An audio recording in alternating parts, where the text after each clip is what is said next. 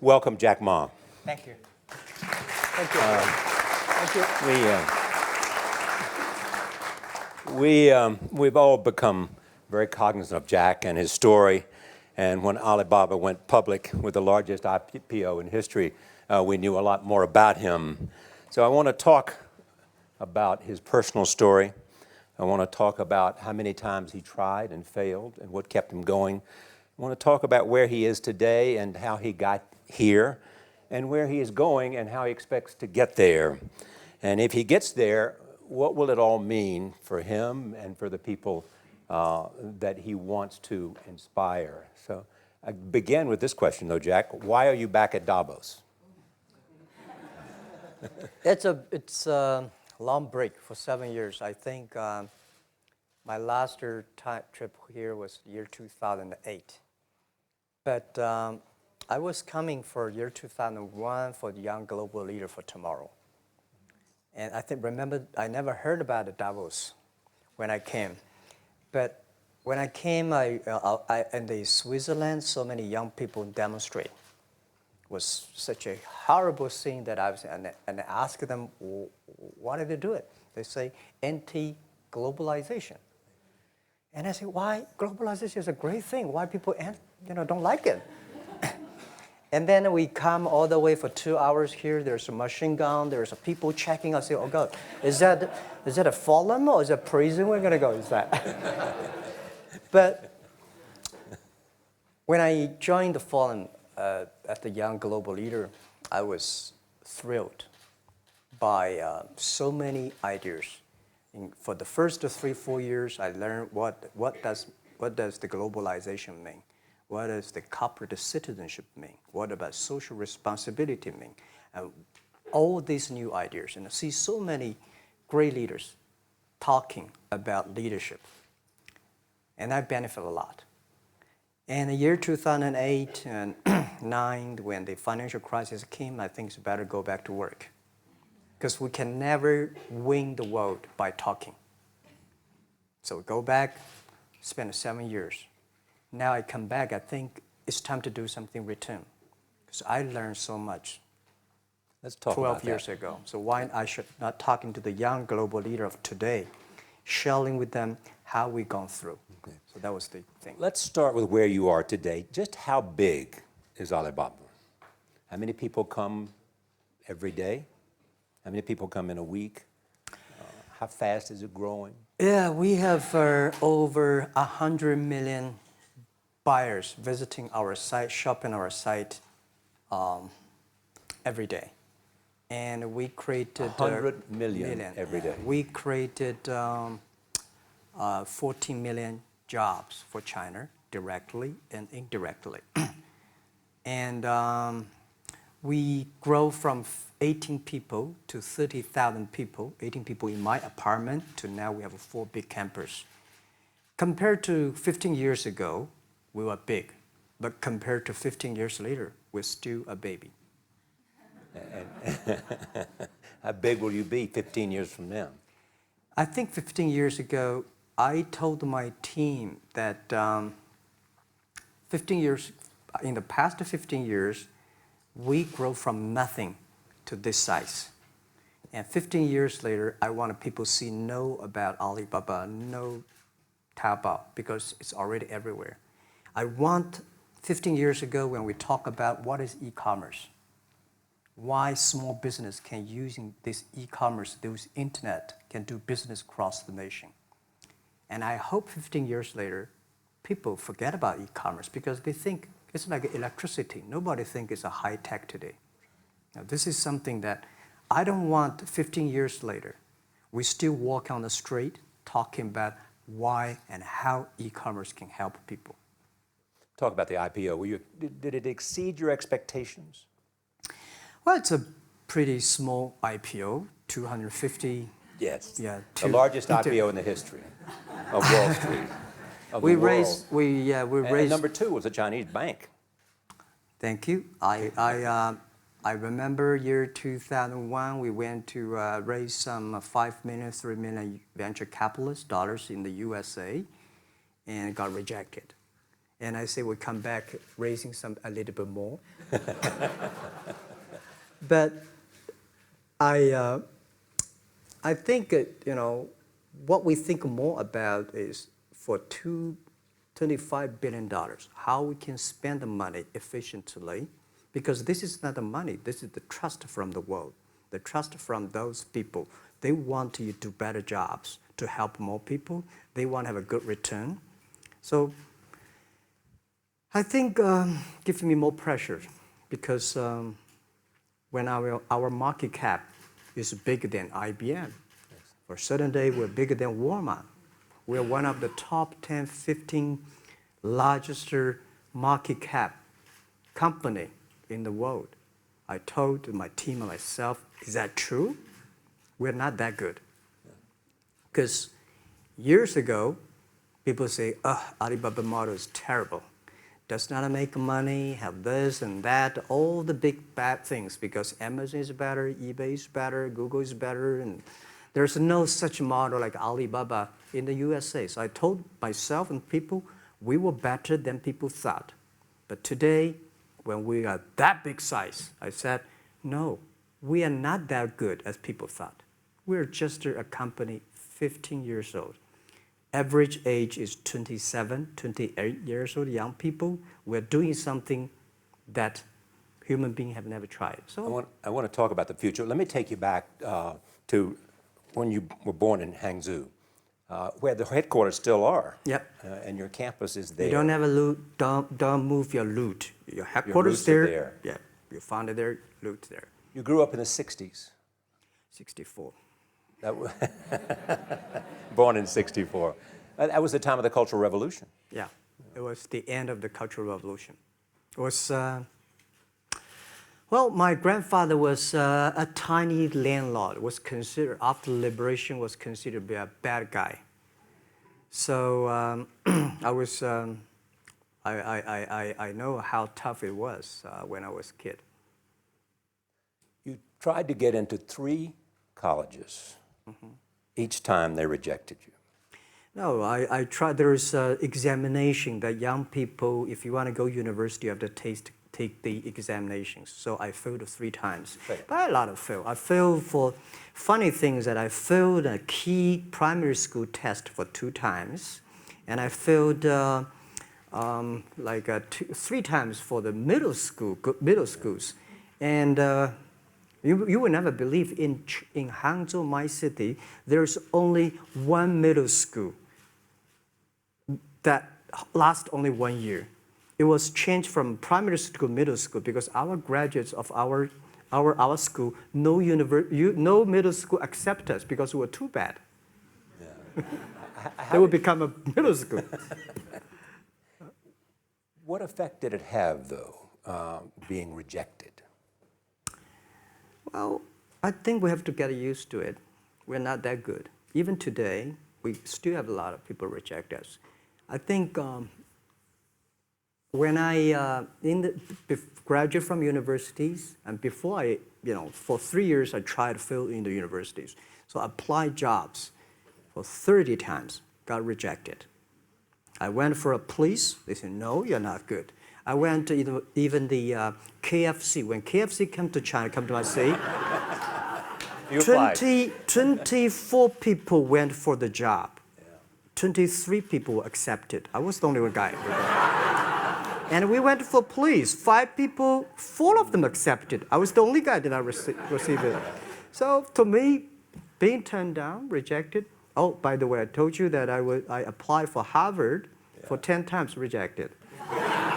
I know I'll be rejected. I just don't want to say that. Sorry now. 10 times you wrote them and said, I'd like to come to Harvard. Yeah. And then I told myself, someday I should go teach there, baby. I think that can be arranged. Richard Nixon came to Hangzhou. Yeah. And after that, tourists flooded the place. Yeah. And that's how you learned English. Yeah. I really like I don't know why at 12, 13 years old, that time I suddenly fell in love into the language, the English. And there's no place you can learn English at that time. There's no books, English books. So I went to the Hangzhou Hotel, now called Hangzhou Shangri-La Hotel, because that was the hotel can receive the foreign visitors. So every morning for 9 years, I showed them around as a free guide, and they taught me English. And I think that changed me. Today, I'm a 100% made in China. I've never got a one-day train outside China. Yeah. And when people talk to me, say, Jack, how can you speak English like that? Why sometimes you talk like an Western guys? I think that was the 9 years. These Western tourists opened my mind because everything they told me are so different from the things I learned from the schools and from my parents. So now I have a habit. Whatever I see, whatever I read, I use my mind. Think about for 2 minutes. Is that how Ma Jun became Jack Ma? Actually, Jack, the name was given by a lady in tennis. She's a tourist. She came here and she said, came to Hangzhou. We become a pen friends. Ma Ring is so difficult to pronounce. So she said, do you have an English name? I said, don't. So can you give me an English name? She said, okay. She said, my father called it Jack. My husband called Jack. What do you think about Jack? I said, good. So I've been using that for that many years. Yeah. First visit to America, 1995? 1995, yeah. I come here for a project helping the local government to building up a highway. And you tried the internet. I tried the internet in Seattle and in a building called the USA Bank. I don't know whether the USA Bank is still there or not, but it's a building. And my friend opened a small office, which is like only 10% bigger than this room. And there are a lot of computers in there. And he said, Jack, this is internet. I asked, what is internet? He said, search whatever you want. At that time, they used Mosaic, very slow, right? Yeah. And I said, I don't use it. I don't want to type because computer is so expensive in China. If I destroy it, yes, I cannot pay. He said, just to search it. So I searched the first word, beer. I don't know why, because it's easy to spell, baby. And I see beers from Germany, beers from USA, beers from Japan, but there's no beer from China. And I say, okay, type the second word is China. No data. Nothing. Nothing. And I said, 1995. 1995, no data about China. So I talked to my friend, why not make something about China? So we made a small, very ugly looking page called China. It's something like I did a translation agency, we listed on there. It was so shocking. We launched at 9:40 in the morning. 12:30, I got a phone call from my friend. He said, Jack, you got 5 emails. I said, what is email? And they say, these are the things. So people so excited. Where are you? This is the first time I see a Chinese website on that. How can we can we do something together? So I think this is something interesting. So we should do it. Why did you call it Alibaba? Alibaba? Well, when I started, I think internet is global. We should have a global name. And a name that, interesting, like at that time, the best name is Yahoo. Right? So I've been thinking for many days, suddenly thinking Alibaba is a good name. So I happened to be in San Francisco that day. I did have a lunch, and the waitress came. I asked her, do you know about Alibaba? She said, yes. I said, what is Alibaba? She said, Open Sesame. Good. So I went on the street, asked about 10, 20 people. They all know about Alibaba, 40 Thieves, and Open Sesame. And I think this is a good name. And start with A. Whatever you talk about, Alibaba is always top. You have said before that in creating Alibaba, you had to create trust. Yep. Because people in China were used to face-to-face. Yeah. How did you create trust? I think because we started about doing business on internet. I don't know you, you don't know me. So how can you do things online unless you have trust? So for e-commerce, the most important thing was trust. I think when I first went to USA for raising money, talk to the venture capitalists, a lot of people say, oh, Jack, no. China doing business by the guanxi. How can you do business on internet? And I know that without the trust system, the credit system, it's impossible to do business. So in the past 14 years, everything we do is trying to build up the trust system, the record system. Well, Charlie, I'm so proud today when I talk to the young. Today in China and in the world, people don't trust each other. The government and people and media and everybody think, this guy's cheating. But because of e-commerce, we finish 60 million transactions every day. People don't know each other. I don't know you, I send products to you. You don't know me, you wire the money to me. And I don't know you, I give a person a package, I don't know him. He took something to cross the ocean, cross the river, and send. This is the trust. We have at least 60 million trust happening every day. But you created it by creating an escrow account in the beginning. Yep. And so you keep the money until they got the product. Yeah. And then you release the money. That's true. I mean, the escrow service is about Alipay. This idea, I would love Davos, because it was a big decision. Because for first 3 years, Alibaba is just like e-marketplaces for information. What you have, what I have, we talk a lot of time, but don't do any business. Because there is no payment. I talked to the banks. No banks want to do it. Banks say, no, this thing never work. So I don't know what to do. Because if I start to launch a payment system, it's against the financial legal laws. Because you have to have a license. But if I don't do it, e-commerce will go nowhere. So then I went to Davos. I listened to a leadership discussion. Leadership is about responsibility. And after I listened to that panel, I give a call to my friends, my colleagues in my apartment, say, do it now, immediately. If something wrong, the government not happy about that, if one body has to go to the prison, Jack might go to the prison. Because it is so important for China, for the world, to build up the trust system. And if you did not do it, I said, and do not do it properly, stealing money, money wash, no trust record, I send you to the prison. That was the thing. And people don't like it. So many people I talked to at that time for Alipay, they say, this is the stupidest idea you have ever got. But I say, I don't wear the stupid club as long as people use it. Now we have 800 million people using this Alipay. Stupid things if you do whatever is better. Alipay is a privately held thing. It's not part of Alibaba. No, it's a private. Let me private. talk about money for a second. Yeah. You have never gotten money from the Chinese government? No. None. I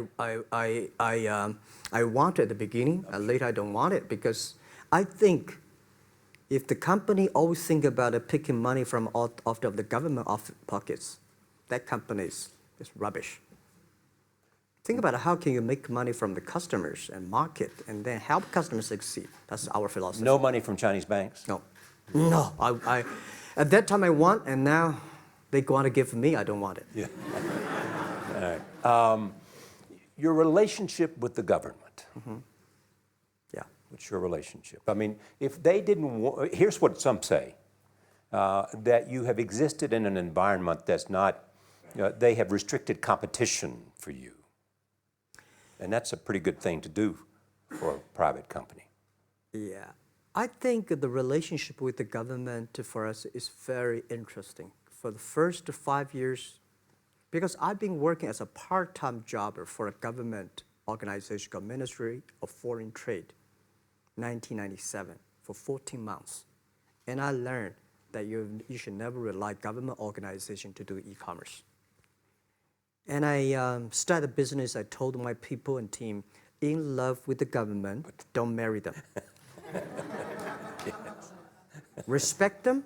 And a lot of people say, well, government officers talking about internet, the censorship and this, that, and they worry about. I think it's the opportunity, it's a responsibility talking to them, tell them how internet can help. So you tell them we create jobs. Oh yeah, I think a lot of people debate and fight against them, and in the first 12 years, anybody come to my office, I sit down, talking to them, how we can help economy, how we can create jobs, why China will improve by the internet. I think because internet at that time is new to any government, and if you convince somebody, and you have the chance. So today I'm very talkative. That probably this is why I talk to so many people. So, I mean, if the government comes to you and asks you to do something for them. Normally, when government comes say, Jack, can you do this project? I say no. I say no. I can introduce some friends who are interested in doing that for you. But if they continue to want me to do it, I say, okay, I do it, but I don't charge. I hope next time don't come to me again. But recently, we help some government organizations do it. For example, every Spring Festival, the train ticket is so difficult.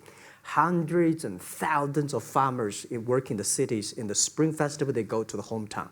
But when they order tickets on the other way, the whole system crashed for 5 years. So I told my young people, go support them. Don't charge anything. Because I don't want to see millions of farmers go back to city and they cannot buy the tickets. So it's something that it's not for money. It's something it's not for the government. It's for the millions of people. They can buy tickets in a snowy night and they don't have to wait. They just use mobile phone, online, they get ticket. One way stop along the route to where you are in that big IPO was Yahoo. Jerry Yang gave you invested $1 billion. Yeah. $1 billion. Yeah. It turned out to be a pretty good investment for Yahoo. Yeah. But one time after another, you raised this money on your own outside of China with investors. Yeah, I'm very thankful for all the investors because 1999, year 2000, and even at the Yahoo time, a lot of people say this Jack is crazy. He's doing something that we don't understand. A lot of venture capitalists give you money because there is such a American model already there. But they say, Alibaba, we don't see this kind of model, right? They say Jack's crazy. Yeah, this is crazy guy. I mean, I remember my first time in Time magazine, they call me Crazy Jack. And I think crazy is good. We are crazy, right, but we're not stupid. We know what we are doing, but if everybody agree with me, if everybody believe our idea is good, we have no chance. So that's the money we raised, we're very thankful. So when our investors make a lot of money, I feel proud and honored. As you know, in the United States, issues have risen about privacy. Yeah. Google and Apple, and questions of whether the government should have access to files. How do you handle that if the Chinese government says you know a lot about people? You have transactional relationships with lots of people. And they say, we want to see your files. Well, so far I don't have this kind of problems from Chinese government. And I told them, any government, if you come here for the national security, anti-terrorist, well, anywhere, anti-terrorist, we work together. It's a criminal, we work. But rest of that, no. I said, we are a business. The data is so precious because we don't know how. Because if we give to anybody, it's going to be a disaster. And also about privacy issues. I think, just like hundreds of years ago, people say, I would rather put money under my pillow rather than put in the banks. But today, banks, they're special. They know how to protect money much better than you do. Privacy issues, all these kind of securities, today, we may not have the solutions. We don't have the answer. But I believe our young people have the solutions. In the next 10, 20 years, there will be breakthrough on that. And I'm fully confident on that. Your life is a testament to the idea that nothing is impossible. That if somebody says no, you say it's just the beginning. Where does that come from? Well, at the beginning, I never thought, I thought when I was young, I said, everything's possible. Now I know not everything's possible. When you have something, you have to think about, you have to consider about the others. You have to consider about the customer, society, your employees, your shareholders, society. There are so many things that I think if you continue to work hard, there's possibility. And I just feel that I'm enthusiastic about what we are doing. At the beginning, for the first 5 years, I just want to survive. And 5 years later, I think... That's 2000, from 90... Yeah. But later, I think, wow, so many people's life changed. I was so excited, you know, for the first 3 years, we made zero revenue. Zero revenue. But we are so excited to continue to work. You know what happened? I remember many times when I go to a restaurant and have dinner, somebody came, when I was trying to pay the bill, the owner of the restaurant came to say, "Sir, your bill is paid by someone." And the small note say, "Hey, Mr. Ma, I'm your customer of Alibaba Group, Alibaba platform. I made a lot of money, and I know you don't make any money. I pay the bill for you." Yeah. And I remember one day that I was sitting somewhere in the coffee, somebody sending me a cigar. I don't smoke cigar, but there's a note, "Thank you very much, I'm your customer." And I remember in the Taobao days, I was at the Shangri-La Hotel in Beijing. When I got on the taxi, the man who opened the door for me, the boy at the gate, he said, "Jack, thank you very much. I'm service here. My girlfriend makes more money than I do on your site." And this is something that you know that it's not amazing. If you don't do it, nothing's possible. If you try to do it, at least you have the hope. The revenue comes from advertising and a smaller amount from transactional fees. Yeah. Most of it from advertising. Tiny. Tiny from advertising? Tiny from advertising, tiny from transactions, because we need big mass. Now we have more than 10 million small business power sellers selling our site to everywhere. So the transactions we have is second after Walmart. So tiny. Second after Walmart. Yeah, tiny of the of the money already make us big. So, you know, second after Walmart. I remember one of the senior management of Walmart guys came to Hangzhou 5 years ago. He said, "Jack, you know, you did a great job," and blah, blah, blah. So I said, "Maybe in 10 years we'll be bigger than Walmart." He said, "Young man, you have a good hope." So we said, "Make a bet. I think in 10 years we'll be bigger than Walmart on the sales." Because if you want to have 10,000 new customers, you have to build a new warehouse and this, that. For me, 2 servers. What's your market cap versus Walmart today? I don't know, but I don't maybe, either. some. It's close. I think so. Maybe we should check later. All right. Yeah. So where are you going? What does Jack want? I think because the name for Alibaba, we are internet company, happen to be in China. We have the same spirit and entrepreneur spirit like every great entrepreneurs in the world. And I remember the day when I started Alibaba, we want to have a mission helping small business doing easier.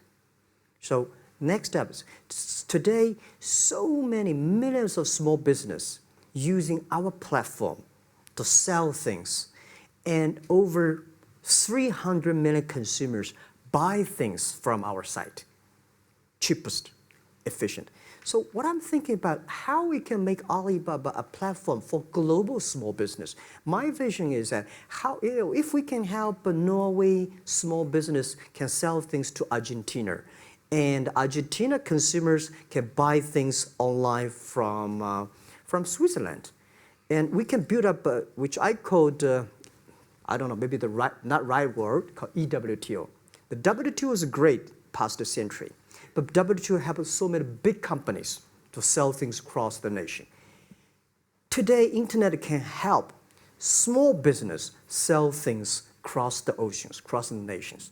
And I hope that we can serve 2 billion consumers. 2 billion consumers. 2 billion consumers. We can help 10 million small business outside China. Help them. Outside China. Outside China. Because we help the American farmers in Washington State almost 300 tons of cherries to China last year. Cherries. Before we sell, the ambassador of USA came to me and said, Jack, can you help us selling cherries? In China. I said, what cherries and the fruits? He said, why not? I said, why not? Let's try. So that when we start to sell cherries, the cherries still on the trees.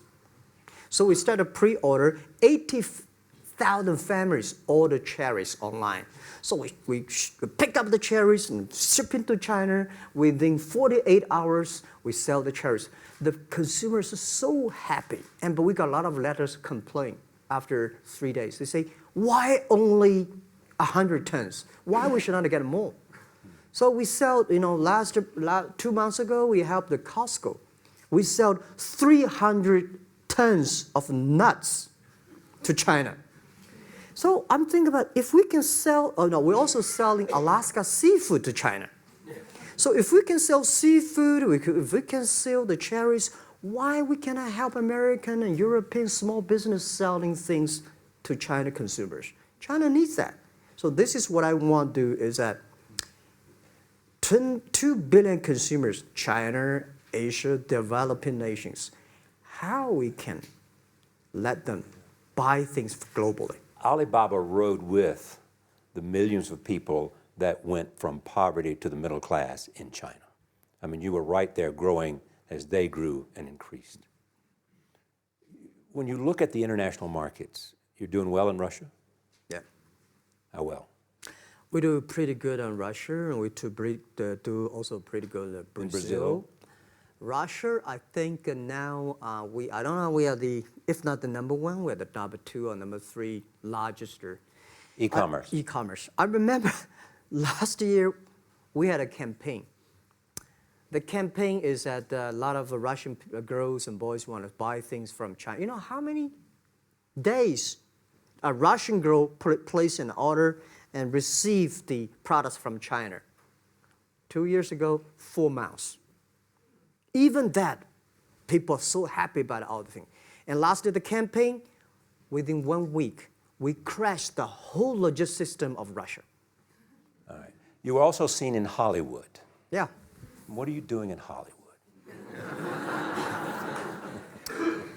Well, I like the Hollywood innovation and the digital background. I learned so much about the Hollywood movies, especially the Forrest Gump. You love Forrest Gump. I love Forrest Gump. Well, why do you like him? Simple. Never give up. Never give up. People thinking he's dumb, but he knows what he's doing. And I was very depressed the day, year 2002 or 3 in the States, when a bit earlier than that. I was very depressed when I could not find out a way for the internet. And I watched the movie in my friend's home, Forrest Gump. When I see him, I think, this is the guy we should learn from. Believe what you're doing, love it, whether people like it, don't like it, be simple. And like the word, life is like a box of chocolate. You never know what you can get, right? I never know I would be here talking to you and talking to Charlie Rose. I never know. But today I made it. I told my people in my apartment 15 years ago, guys, we have to work hard, not for ourselves. If we can be successful, 80% of the young people in China can be successful. We don't have a rich father, powerful uncle. We don't have $1 from bank, 1 cent from government. Just work as a team. So what do you worry about? I worry about it today. Young people, a lot of young people lose hope, lose vision, and start to complain. Because we also have the same period. Because when it's not a good feeling being rejected by so many people. We also depressed, but at least later we find that the world has a lot of opportunity. How you see the world, how you catch the opportunity. So, in the Hollywood gives me a lot of inspiration. You know? Yeah, but you were out there for business. You were out there because you want to make movies and sell them. I want to make the movie for business-wise. We are e-commerce company. We have a lot of products that need logistic. But movie, TV, these are things you don't need logistic system. And movie probably is the best product that can help Chinese young people to understand. Because one thing I told the Chinese people, my friends, in American movie, all the heroes at the beginning, they look like a bad guy. Terrible things coming, they become a hero. And finally, they all survived. China, if you buy a hero, all the hero died. So, because only dead people become the hero. So nobody want to be the hero. So you want to change the Chinese definition of hero? Yeah, I want to say hero. Today we have so many heroes who live in this world. Are you still writing these kung fu novels, or are you just reading them? I read them, and I start to write something. I think it's fun. The kung fu is something you start to think about something that you cannot do. But if you have some luck, if you continue to practice, if you got a good master, if you have a good team, you're an expert. So at least to make me, when I'm busy, when I'm tired or frustrated, I read kung fu books. And You also travel with a Tai Chi. Am I saying that right? A trainer. Tai Chi? Tai Chi. Tai Chi. Tai Chi, yeah. What does that do for you, other than keep you in good health? I love Tai Chi. Tai Chi is a philosophy about yin and yang. Yeah. Tai Chi is about how you balance, how you work, like a competition. People say when I compete with eBay, say, you hate eBay. No, I don't hate eBay.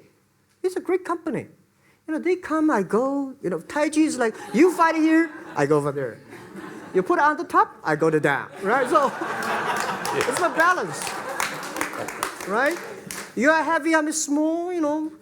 When I'm small, I can jump. You're heavy, you cannot jump. So the Tai Chi is about a philosophy. I use in Tai Chi philosophy in the business. Calm down. There's always way out. And keep yourself balanced. And meanwhile, don't try to, because business is a competition is a fun. Business is not like a battlefield. You die or I win. Business, even if you die, I may not win. Right? So it's about fun. So Tai Chi gives me a lot of inspirations. But you want your life and you want this company, Alibaba, to change the world. And you're changing the world if, in fact, you provide a forum for buying and you enable people to earn a living. Yeah. But also, you believe that Alibaba ought to change the lives of women. So what are you doing? At first, I think many years ago, I want to change the world. Now, I think if we want to change the world, we change ourselves. Change ourselves is more important and easier than change the world. And second is that I want to improve the world. Because it changed the world may be Obama's job. Because my job is to making sure that my team are happy. Because my team are happy, they can make my customer happy. If my customer, they are all small business. When they're happy, we are happy. About women, one of the secret source for Alibaba's success is that we have a lot of women. What percentage of women Well, among one Alibaba day employees? before, I think 2 or 3 months before we IPO, there's American journalist come to our company. She asked me a question. Jack, I've seen so many women in your company. I say, what's wrong? We have later we find that we have 47% of the employees of our company are women. How many? 40? 47% of our company are women. And we actually had a 51 because we acquired some company these days. They have more men, so balance that. But these are women in top-level positions? 33% of the management are women, and 24% of the senior management, very top level, are women. We have a women CEO, CFO, CPO, Chief People Officer, and we have everywhere. And I think so comfortable to working with them because women, in this world, if you want to win in 21st century, you have to making sure that making other people powerful, empower others, making sure the other people better than you are, then you will be successful. So I find the women, they think about the others more than they think about themselves. Right. Yeah, women think about the kids, husband, parents, much more than the man. And the user-friendliness. A couple of things I want to talk about before we go, because we have less than a couple of minutes. China today, are you worried the economy slowed down? No, I don't worry about it. I think China is it's slowing down is much better than keep on 9%. China today is the second largest economy in the world. It's impossible to keep 9% of the growth. If China still keeps the 9% of the growth of the economy, there must be something wrong. You will never see the blue sky. And you will never see the quality. China should pay attention to the quality of the economy. China should not. So if we have a lot of influence, like Hollywood movies, things, and we have sports and these things in the GDP, will be much better. So I think, just like a human growth, this body can never grow. Certain time, the slow of growth of the body is slow, but you should grow your mind, grow your culture, grow your value, grow your wisdom. I think China is moving to that direction. And you saw Modi in India? Pardon? Did you see Modi in India?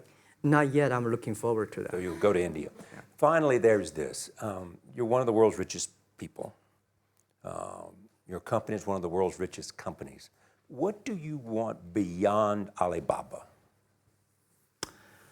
Well, about richest people, I was really not happy in the past 3 months when people say Jack Ma is the richest people of China. Global celebrity, they said.